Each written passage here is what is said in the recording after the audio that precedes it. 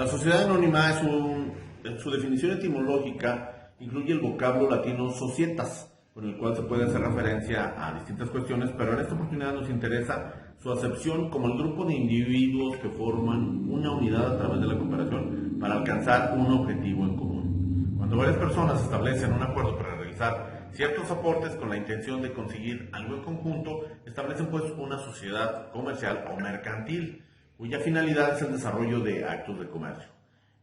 Con esto pues en claro podemos definir la noción de sociedad anónima como una sociedad comercial que es propiedad de las personas que participan en el capital social de la empresa a través de acciones o títulos. Las titulares de la sociedad anónima pues son quienes tienen acciones dentro de la misma.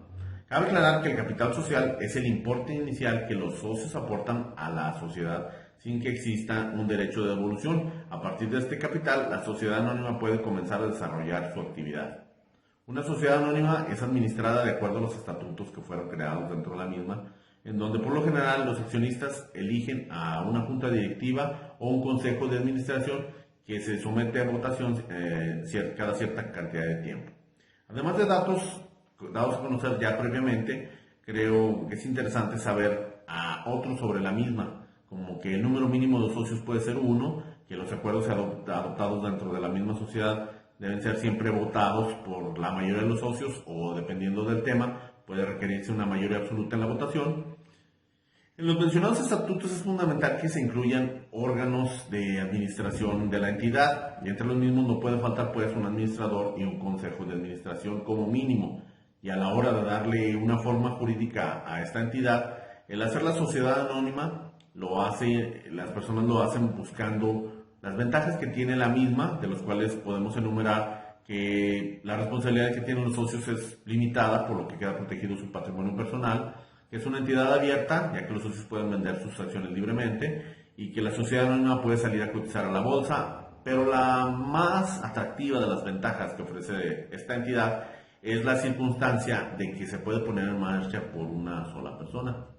Es importante resaltar que la sociedad anónima es apenas una de las formas de organización para la creación o constitución de una empresa. La creación de una sociedad de responsabilidad limitada o tal vez una cooperativa, pues son otras alternativas. Claro, cada una con sus particularidades, beneficios y desventajas. En la naturaleza de la sociedad anónima se emplea una denominación social que debe de ser formada libremente, pero a diferencia de las otras sociedades que ya existen, debe de ir seguida con las palabras correspondientes, sociedad anónima o la abreviatura SA, aunque si se incumple este requisito no puede ser sancionada. Uno de los requisitos para la constitución de la sociedad anónima, según la reforma a la Ley de las Sociedades Mercantiles, publicadas el 1 de junio de 1992, era de que debía de haber 2 socios como mínimo, en el que cada uno de ellos debía de suscribir una acción por lo menos, aunque anteriormente los socios mínimos podían ser 5, pero el resultado conllevaba a acciones fraudulentas de la ley. Otro requisito es el capital social. Este es un requisito indispensable de todas las sociedades mercantiles. Adquiere un especial significado por la importancia que lleva en las sociedades anónimas. Este no debe de ser inferior a la suma de 50 millones de pesos y la escritura constitutiva debe de mencionar la parte exhibida del capital social. El capital social equivale a la suma del valor de las aportaciones de los socios y la cifra indicada como capital social debe de corresponder a bienes que sean poseídos realmente por la sociedad. Un requisito más es de que exhiben en efectivo el dinero, cuando menos el 20% de cada acción, que debe de pagarse en numerario.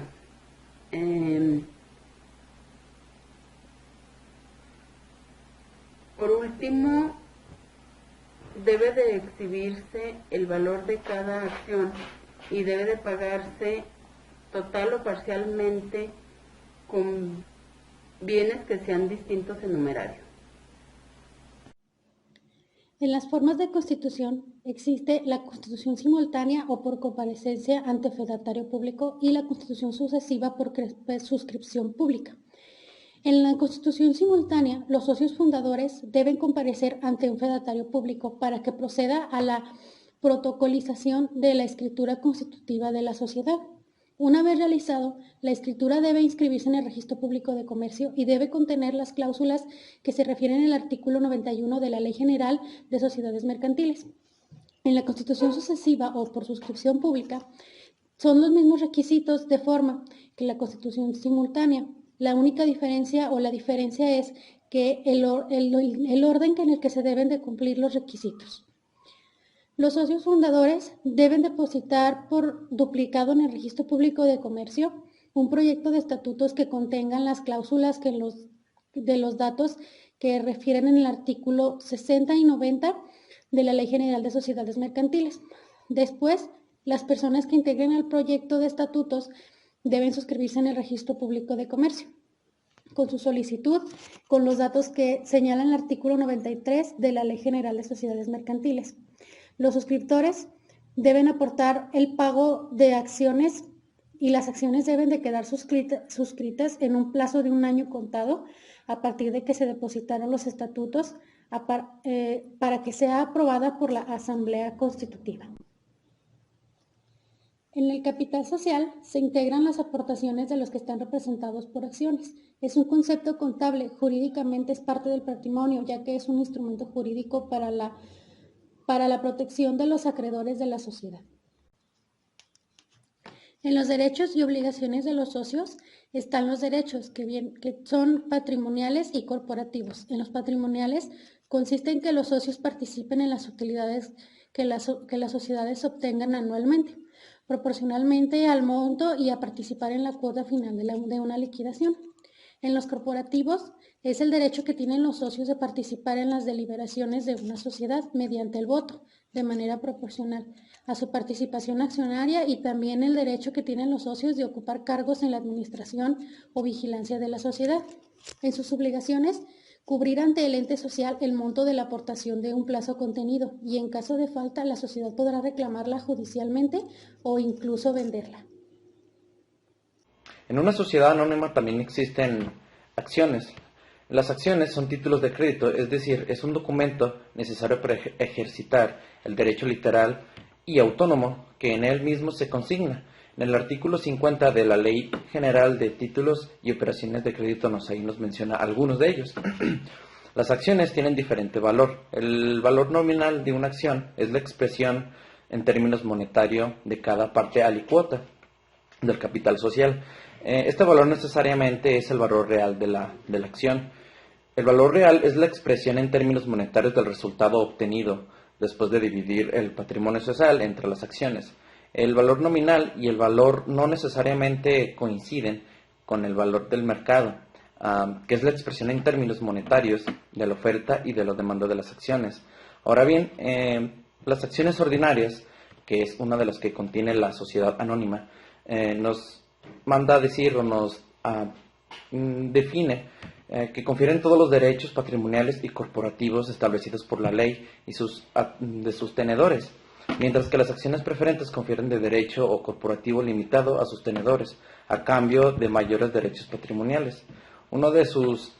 Un ejemplo puede ser de que los propietarios de una acción ordinaria suelen verse mayormente beneficiados si la compañía incrementa sus ingresos. Acciones preferentes. Las acciones preferentes solo dan derecho a sus tenedores a votar en las asambleas extraordinarias y tienen ciertas limitantes para integrar los órganos de la sociedad. A cambio de esta limitación en los derechos corporativos, tienen derecho al pago de dividendos en un orden preferente a las acciones ordinarias, pues no puede realizarse la distribución de los dividendos a los tenedores de las acciones ordinarias sin antes pagar dividendos a los tenedores de las acciones preferentes de un 5%. El dividendo de las acciones preferentes es acumulativo, es decir, si por cualquier razón al cierre del ejercicio social no se reparten dividendos a los socios, entonces se acumulan para el siguiente ejercicio social y así sucesivamente. Esto no sucede con las acciones ordinarias, pues si al cierre del ejercicio social no se reparten dividendos, estos no se acumulan. ¿Qué es la convocatoria? La convocatoria a una asamblea debe hacerse mediante la publicación de un aviso con la anticipación que señalen los estatutos y en su defecto 15 días antes de la fecha prevista para la celebración de la reunión. Dicho aviso lo emite el administrador, el consejo administrativo o el comisario, solo que dichos órganos se rehúsen a expedirlo o no lo hagan oportunamente y siempre a solicitud de parte interesada. Podrá emitirlo la autoridad judicial del domicilio de la sociedad. ¿Y qué es el fuero? El fuero puede ser una jurisdicción, la potestad de aplicación de normas legales en casos concretos y también se le puede llamar fuero al estatuto jurídico que se aplica en una localidad en específico. La disolución de una sociedad anónima es el hecho que da comienzo al proceso por el cual se extingue la sociedad y puede ser por causas ya sea legales o voluntarias. Los efectos de la disolución. El principal es el comienzo del periodo de liquidación y en tanto no se proceda a la división y reparto, en su caso, del haber social, la sociedad sigue siendo titular de su patrimonio. Conforme al artículo 374 del texto refundido de la Ley de Sociedades de Capital, desde el momento en que la sociedad se declare en liquidación, cesará la representación de los administradores para hacer nuevos contratos y contraer nuevas obligaciones, asumiendo los liquidadores las funciones que se refieren a los artículos 383 y siguientes. No obstante, los antiguos administradores, si fuesen requeridos, deberán prestar su concurso para la práctica de las operaciones de liquidación.